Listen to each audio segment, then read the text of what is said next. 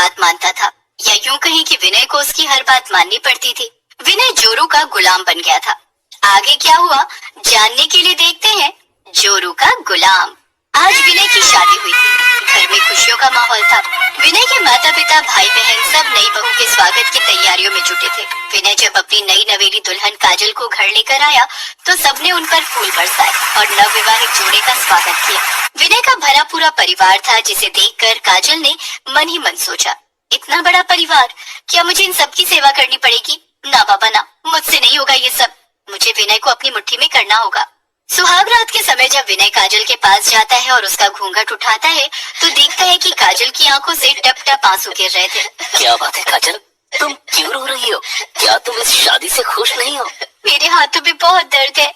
ऐसा लग रहा है कि इन हाथों से पानी का एक गिलास भी नहीं उठा पाऊंगी। अच्छा, लेकिन तुम्हारे हाथों में कब से दर्द है? जब से मैंने ससुराल में कदम रखा है तब से न जाने क्यों मेरे दोनों हाथों में बहुत तेज दर्द हो रहा है। इसमें रोने की क्या बात है? हम कल डॉक्टर के पास चलेंगे और तुम्हारे हाथों का इलाज करवाएंगे। काजल और ज्यादा रोने लगती है। लेकिन कल जब माँ जी पहली रसोई के लिए बोलेंगी तो उनको क्या कहूँगी? वो तुम मुझ पर छोड़ दो, मैं सब संभाल लूंगा। विनय की बातें सुनकर काजल के चेहरे पर एक कुटिल मुस्कान आ जाती है। दूसरे दिन जब विनय की माँ रोहिणी काजल को पहली रसोई बनाने के लिए कहती है, माँ, काजल के हाथों में बहुत दर्द है, ये कुछ काम नहीं कर पाएगी। मैं तो इसे लेकर डॉक्टर के पास जा रहा हूँ। तो पहली रसोई की रस्म कैसे पूरी होगी?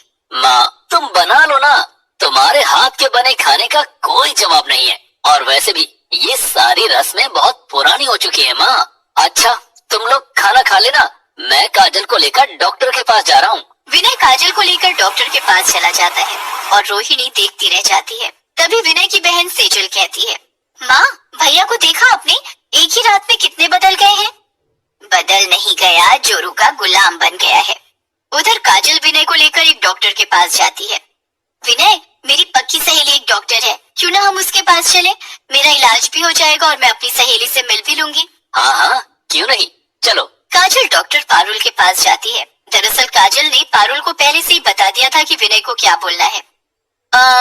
काजल के दोनों हाथों की नसें बहुत कमजोर हैं। इन पर ज्यादा जोर डाला गया तो इसके हाथों में पैरालिसिस भी हो सकता है, इसलिए ज्यादा से ज्यादा इसके हाथों को आराम दे। Okay doctor. उसके बाद काजल और विनय घर जाने लगते हैं। विनय, तुमने पारुल को ओके तो बोल दिया, लेकिन माँ जी जब मुझे घर का काम करने के लिए कहेंगी तब तो मुझे करना ही पड़ेगा ना? कैसी बात कर रही हो काजल? पारुल ने कहा है ना कि तुम्हारे हाथों में ज्यादा जोर नहीं देना है। तुम्हें घर का काम करने की कोई जरूरत नहीं है। घर का काम माँ और सेजल कर लेगी। Thank you Vinay, you are a best husband. अच्छा चलो ना कुछ खाते हैं, मुझे बहुत भूख लगी है। हाँ चलो, मुझे भी भूख लग रही है। विनय और काजल एक रेस्टोरेंट में जाते हैं और दोनों खाना खाते हैं। घर आने के बाद विनय घर वालों को बता देता है कि काजल घर का कोई काम नहीं करेगी। ये सुनकर रोहिणी और सेजल समझ जाते हैं कि काजल ने विनय को पूरी तरह से अपनी मुट्ठी में कर लिया है। दूसरे दिन सुबह रोहिणी देखती है कि विनय रसोई में चाय बना रहा है। अरे विनय बेटा, आज तू रसोई में, सब ठीक तो है ना? हाँ माँ, सब ठीक है। मैं काजल के लिए चाय बना रहा हूँ। भैया, एक कप चाय मेरे लिए भी बना देना। तभी विनय का भाई विजय वहाँ आता है। भैया, एक कप चाय मेरे लिए भी बना देना। विजय, चाय तो अब बन गई है, तू अपनी चाय खुद बना ले। और हाँ, माँ और पिताजी के लिए भी बना लेना। इतना कहकर विनय चाय का ट्रे लेकर अपने बेडरूम में चला जाता है और काजल को बेड टी देता है। अब तो ये रोज का सिलसिला बन गया था। विनय काजल को बेड टी देता, रोहिणी और सेजल मिलकर नाश्ता और खाना बनाते और काजल मैडम खूब ऐश करती। यहाँ तक कि विनय के कहने पर काजल के कपड़े अब रोहिणी और सेजल को धोने पड़ते थे। एक दिन, अब विनय को इन सब से अलग कैसे करूं? कुछ तो करना पड़ेगा। उस दिन काजल ने एक साजिश रची। विनय जब शाम को ऑफिस से घर लौटा तो काजल रोते हुए उससे लिपट गई। क्या हुआ काजल, क्या बात है? विनय, मुझे तो बताते हुए भी शर्म आ रही है। ये तुम क्या कह रही हो? आज तुम्हारे भाई ने मुझ पर गंदी नजर डाली। मैंने तुम्हारी माँ से जब उसकी शिकायत की तो वो मुझे ही भला बुरा कहने लगी। मैं अब इन लोगों के साथ और नहीं रह सकती। यहाँ मेरी इज्जत आबरू खतरे में है। काजल की बात सुनकर विनय आग बबूला हो गया। वो उसी समय विजय के कमरे में गया और उसे जोर का थप्पड़ मारा। विनय की इस हरकत से विजय को बहुत हैरानी हुई। क्या हुआ भैया, तूने अपनी भाभी पर गंदी नजर डाली? नहीं भैया, मैंने ऐसा कुछ नहीं किया। तो क्या काजल झूठ बोल रही है? निकल जा मेरे घर से। तभी वहाँ पर विनय के माता पिता आ जाते हैं। विनय, ये मेरा घर है, तुम विजय को घर से नहीं निकाल सकते। लेकिन पिताजी, आपने सुना नहीं विजय ने क्या किया है? तुमने काजल की बात तो सुन ली, लेकिन विजय को कुछ कहने का मौका नहीं दिया। तुम्हें अपने भाई पर भरोसा नहीं? ये भी तो हो सकता है काजल झूठ बोल रही हो। नहीं, काजल झूठ नहीं बोल सकती। तो ठीक है, तुम काजल को लेकर यहाँ से चले जाओ, विजय कहीं नहीं जाएगा। चलो काजल, अब हम ऐसे घर में नहीं रहेंगे जहाँ बहू की इज्जत ना होती हो। विनय उसी समय काजल को लेकर घर से निकल जाता है और किराए पर एक घर लेकर रहने लगता है। विनय और काजल परिवार की भीड़ भाड़ से दूर रहकर बहुत खुश थे। काजल को जहाँ अपने ससुराल वालों से पीछा छूटने की खुशी थी, वहीं विनय को भी अपने परिवार के छूटने का कोई गम नहीं था। या यूं कहें कि विनय पूरी तरह जोरू का गुलाम बन चुका था।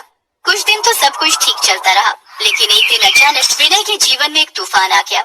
विनय जब सोकर उठा तो काजल, मुझे कुछ दिखाई नहीं दे रहा है। कमरे में इतना अंधेरा क्यों कर रखा है? खिड़की से पर्दा हटा दो, सूरज की रोशनी घर में आने दो। विनय, दिन निकल आए हैं, सूरज की रोशनी कमरे के अंदर तक आ रही है और तुम्हें कुछ दिखाई नहीं दे रहा है? क्या सूरज की रोशनी कमरे में आ रही है? फिर मुझे कुछ दिखाई क्यों नहीं दे रहा है? कहीं मैं विनय फूट फूट कर रोने लगा। वो समझ गया था कि उसकी आंखों की रोशनी चली गई है। काजल, मुझे डॉक्टर के पास ले चलो। हाँ विनय, मैं डॉक्टर के पास जा रही हूँ। तुम्हारा अपॉइंटमेंट लगा कर आती हूँ, फिर तुम्हें डॉक्टर के पास ले चलूंगी। इतना कहकर काजल घर से निकल जाती है और अपने मायके आ जाती है। वहाँ आकर उसने अपनी माँ को सब कुछ बताया। अब उस अंधे के पास जाने की कोई जरूरत नहीं है, नहीं तो तेरी जिंदगी भी खराब हो जाएगी। इधर जब काजल काफी देर तक लौट कर नहीं आई तो विनय घबरा कर उसे जोर जोर से पुकारने लगा। काजल, काजल, काजल। विनय पागलों की तरह चीखने लगा और काजल को पुकारने लगा। विनय की आवाज सुनकर उसके पड़ोस में रहने वाला शेखर उसके पास आता है। विनय शेखर को सारी बात बताता है।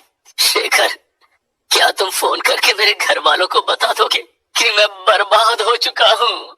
हाँ विनय, तुम चिंता मत करो, मैं अभी तुम्हारे घर वालों को बताता हूँ। शेखर विनय के फोन से उसके पिता को फोन करता है और सारी बात बताता है। थोड़ी ही देर में विनय के माता पिता और भाई बहन विनय के घर आ जाते हैं। भैया, आप बिल्कुल भी चिंता मत कीजिए, आपकी आंखों की रोशनी लौट आएगी। हम आपको अभी डॉक्टर के पास ले चलेंगे। वे सभी उसी समय विनय को डॉक्टर के पास लेकर जाते हैं। उनकी आंखों का रेटिना फट गया है, ऑपरेशन से ही इनकी आंखें ठीक हो सकती हैं, लेकिन ऑपरेशन में 10 लाख रुपए लग जाएंगे। डॉक्टर साहब, आप पैसों की चिंता मत कीजिए, आप विनय की आंखों का ऑपरेशन कीजिए। डॉक्टर उसी समय विनय की आंखों का ऑपरेशन करता है और कुछ दिनों के बाद विनय की आंखें बिल्कुल ठीक हो जाती हैं। मेरी आंखें बिल्कुल ठीक हो गई, अब मैं देख सकता हूँ।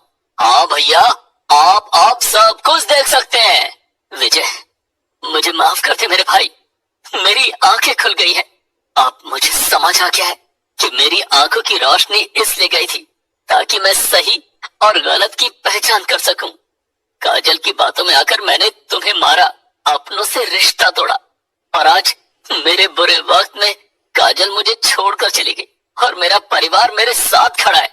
सही कहा है किसी ने कि बुरा वक्त लोगों की पहचान कराने आता है, और मुझे पहचान हो गई है कि कौन मेरा अपना है और कौन पराया। भैया, पुरानी बातें भूल जाइए और एक नई जिंदगी की शुरुआत कीजिए। विनय ने अपने माता पिता से माफी मांगी। सबने विनय को माफ करके उसे गले से लगा लिया। इधर जब काजल को पता चला कि विनय की आंखें ठीक हो गई हैं, तो उसने विनय को फोन किया। हेलो विनय, मैं घर आ रही हूँ। नहीं काजल, अब हम बहुत जल्द कोर्ट में मिलेंगे। विनय ने सोच लिया था कि अब वो जोरू का गुलाम नहीं बनेगा।